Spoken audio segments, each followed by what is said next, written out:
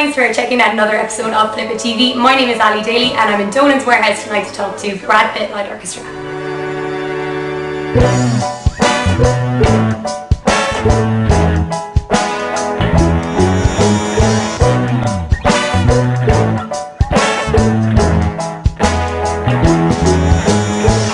I prayed for inspiration. Someone sent me you, your sense of style and perspiration. I wonder who I'm praying to.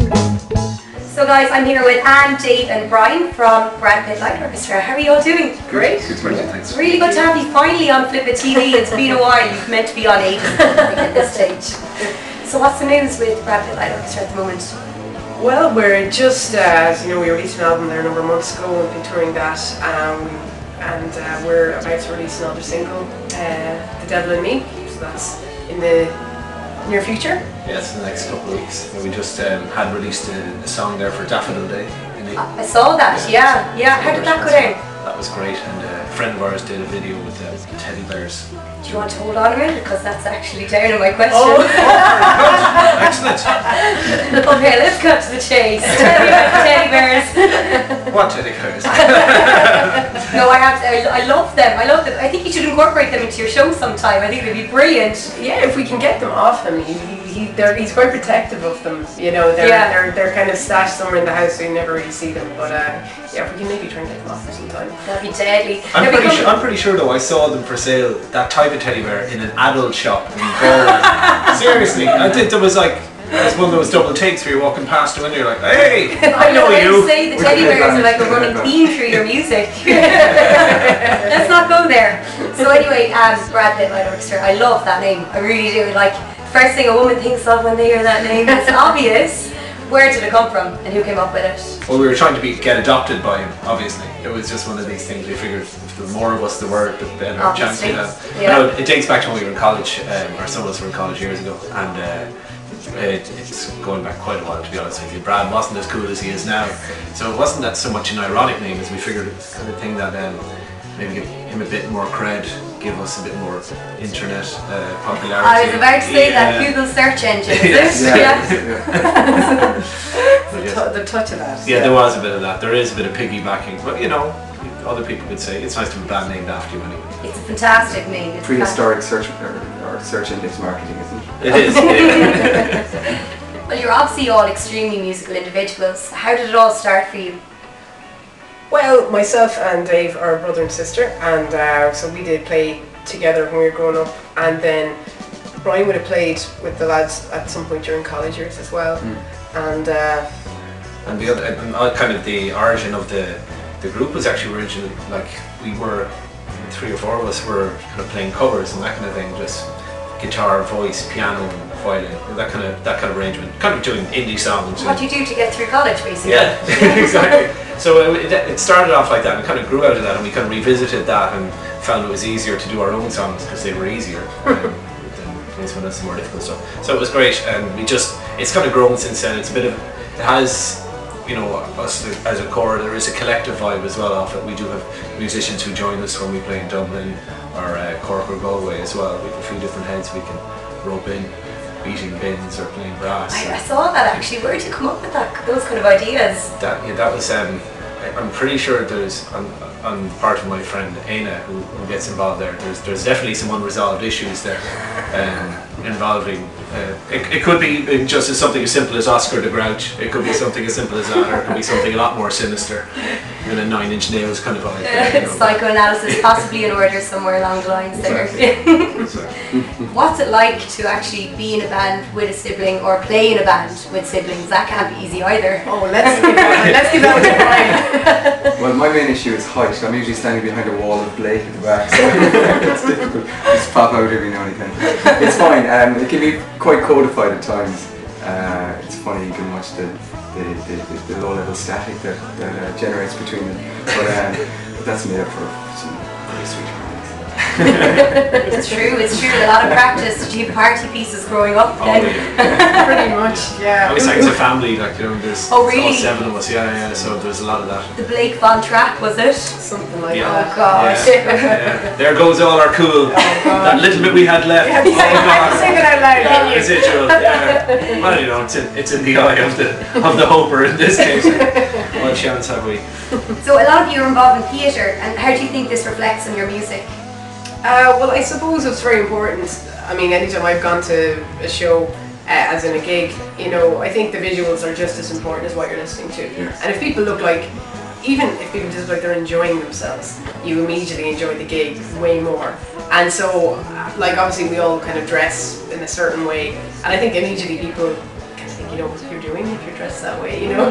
But also, I think if you're watching a band and they're having fun, and we choose to do that by a lot of visuals, by using a lot of toys, like you say, the bin. Well, the bins sometimes happen, but I think it just makes for a more holistic, Inclusive, isn't it? yeah. So, like the Flaming Lips, for example. Yeah. I remember one year seeing Flaming Lips in Glastonbury, and they were so inclusive. 70,000 people just in the palm of their hands. Radiohead followed them, and it was like a detached science experiment. Even though I love Radiohead, but they give nothing out, and the audience really reacts to that. It is. It's And fantastic. it's fun and joy and inclusive. So. The thing I like about Flaming Lips is they always decide to do something crazy different. Like, could we get the Blakes into a big hamster ball maybe? Oh, Without the audience? Fingers crossed. Oh, that'd be Have to get unreal. we have a giant hamster, we'd have to get out of there first. Just have none of it, like. But you know, it's funny just with the theatrical things. Some of the music as well was written originally for theatre shows. Some of those songs came out of kind of theatrical projects. Some used, some unused, and you know, it'd be generally be kind of slow to introduce those into a band scenario, but not, you know, it weren't too explicit. It wasn't like "Hello, Brutus," you know. It wasn't, or you know, it weren't too shoehorned. So it was nice to be able to introduce those. And the one thing about writing any of that kind of music is you don't write personally with that. Right? Well, invariably you always write personally. You're always writing by yourself, one way or the other. But you don't feel the need to discuss yourself or your emotions because maybe you're just talking about a thing or a person or some crime that's happened. But you know, if you can disguise it enough, it's a great starting point for writing a song because it gets you out of, you know, oh, I have so much angst, which is the first thing you always want to sing about, or you know, because if you're very happy about stuff, you tend not to sing about it. You know, It's true. It's It's like true. just go and be happy, like, you know. I guess you're the writer, so are you? Yeah. How does the writing process evolve for you guys, especially with the instruments and everything? Well, it tends to start. David tells everyone what to do. Oh, really? Okay. I know, come with that. In some cases, you kind of I demo a song. I'd take a song and record a lot of the parts for it, just to give it. Depending on the kind of song. Some songs are much more a natural fit to the band. You know, some of the songs it would be very clear where the harmonies would go, who would be singing what part, and what the various instruments would do. But in other cases, kind of if something is very dependent on a particular type of, for want of a better word, sample or drum beat or this kind of thing, you know, you kind of have to lay that down and get that to everyone, and then you know you just take it from there. You know, but it's a lot easier now because the kind of things when you have a group like this which is capable of producing some lovely melodic music and some very angular stuff as well. It's a lot easier to write for it now because they kind of know the group and you write for people's strengths, you know, so you kind of write in our own grammar at this stage. Yeah. So it's been, And everybody has something else to offer to the band, really. Oh, well, that's it. It's a band of like fantastic musicians. So whereas there is an original idea, that idea does develop from everyone else's. Like, it's very collaborative once we all get together. It's very exciting. It's lovely knowing that something, you know, coming up with is going to be augmented, it's going to be improved 1,000-fold once it goes to the group as well. You know, because sometimes if you do demo stuff yourself at home, you're kind of like, it all sounds like me, you know, it's like, sounds like I'm strumming the piano and strumming the drums, and it's all the same bloody expression, you know, whereas when you go to, you know, a bunch of great musicians, it just kind of takes off, you know. Yeah. It's very rewarding. As you said the last rehearsal, the atoms start moving. Yes. God, we're gone very highbrow here today on the TV. And then you hear our do re mi songs. What were they thinking?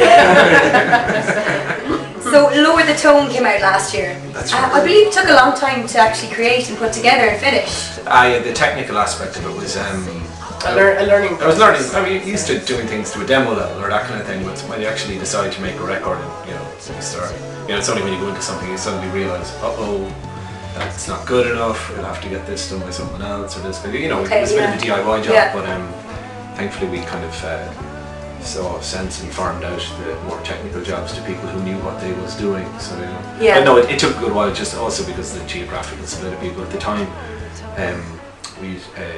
Paul Daly was drumming with us. He was in Dublin, but then he kind of, so if you want to get drums done, you have to go up to Dublin and do something like that. And then during the album, Jamie came in as drummer during the Orchestra project. So that was, so you're going somewhere else to get that stuff done. And so it was just a bit of a geographical split, and also just me being a bit of a control freak at home, which I won't do again. Didn't want to say that, but Well, it's a fantastic result at the end of the day. It's a brilliant album, and you've got a single coming out soon as well. The Devil and Me is due out in the next few weeks. And it's another video which we're not in actually. Oh really? And the Teddies aren't in it. Pity. I was getting to like them now. They may return again, but cameo. I like that now. I like that. We saw you at Lake Picnic. Oh yeah. Yeah, we did last year. Now we went to check you out, Limerick, keeping it strong. It's my favourite BPLO. What? My favourite BPLO. Was it? Tell me about it. So why did you enjoy the experience so much? It's not often that so many of us get on stage at a particular time, because usually, as you said, because the geographical split, we get 90% of the full capability at any given time. But everything came together that day. It was the energy, it was the madness on the stage, it was the audience. Yeah, it was great fun. A bunch of 30-somethings upwards who, looking at the band, suddenly realised they had permission to let go. So the entire family's jigging in front of it. And your church pews as well. And church pews as well. It was just fantastic. It was brilliant, It really was. It's wonderful. And it was touch and go whether the gig would happen as well. There was a lot of technical difficulties surrounding our performance, and we ended up like Jinx Lennon let us go on the slot before him, exactly. I love Jinx, but I hate to have to go on after him. Yes. He's powerhouse. But I'm pretty sure you could hold strong. I just haven't got the accent for it. I'm really working on it, but Is there any future plans for Electric Picnic again, or festivals like that? I'm hoping to play a few this summer. A few things in the pipeline in that regard, but you'd probably be jumping the gun to say exactly. Yeah. I know. Yes, of course, when we headline, you can bleep this in later. Insert festival name. More to Flaming Lips, is it? This is Forbidden Fruit Festival. That's the plan. That'd be great. Before we finish up, I'd like if you could tell me something interesting about yourselves individually, like, I don't know, something a lot of people wouldn't know. Okay. Well, I'll go first because I actually have something very fresh in my mind. It gives us time to make. It gives you time to make something. I'm in I'm in theatre, but I'm in a comedy improv troupe as well called Show Comedy, who are also a Limerick-based group. And last week, which was 29th of March to the 1st of April, we did 32 counties in 3.2 days, and we did a gig in every county. And did you actually manage it? We did it, yeah. We did Fair play! We were raising that is money some feat. for Headstrong, which is youth mental health. But I think we, as a result, put our own mental health in the line. Oh my god, deadly! But that was something, that's something that's obviously very fresh in my mind, so... That's a good one. Yeah. People are usually like, follow that. I like peas.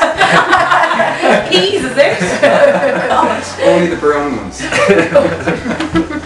No, I'm a very bad footballer. Then again, that's probably a lot of people know. Exactly. Yeah, so, well, I'm a absolutely no left foot. Isn't here. I'm a Liverpool fan, then which there goes half our audience now wants to say something like that as well. So better off saying you're some kind of terrorist. So which I'm not. That's not the case. So hopefully someday when I grow up, I'll get better at football. That's my ambition. I've been hoping for that for a long time. With the child prodigy thing. Got a couple years left. Run out with peas. It's like a waiter and actress. After 30, you're only a waiter. Exactly. I like peas, and I love traditional Irish music. Nice.